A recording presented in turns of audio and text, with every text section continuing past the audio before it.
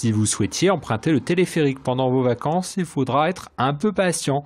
L'une des deux cabines a fait une chute de 4 mètres lors d'une opération de manutention dans la nuit de mercredi à jeudi.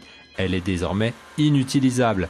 L'opérateur assure que le téléphérique va fonctionner avec la cabine restante, un scénario prévu lors de cette opération de maintenance annuelle obligatoire. La remise en service d'une seconde cabine pourrait prendre en effet plusieurs mois.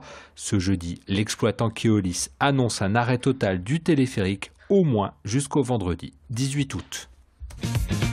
Une histoire d'amour improbable entre une crevette et un calamar. Son prédateur, c'est le point de départ d'un documentaire original et ambitieux. Les promoteurs sont Océanopolis, Alain Bougrain-Dubourg et les auteurs du best-seller Océan. Ils ont commencé le tournage d'une bande-annonce à Port-Spodère sur la côte nord du Finistère.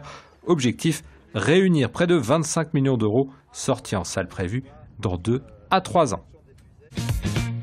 C'est une autre manière de visiter les lieux abandonnés, l'urbex, contraction d'exploration urbaine, une pratique illégale et parfois dangereuse.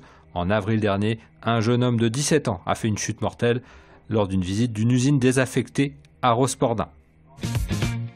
Autre occupation plus calme et légale, cette fois la danse bretonne. Ce sont les initiations proposées au Festival interceltique de Lorient. Le festival aux 750 000 visiteurs se poursuit jusqu'à dimanche, notamment au stade du Moustoir, transformé pour l'occasion en arène des Jeux celtes. Et on se quitte avec ces images aériennes de la baie de Morlaix.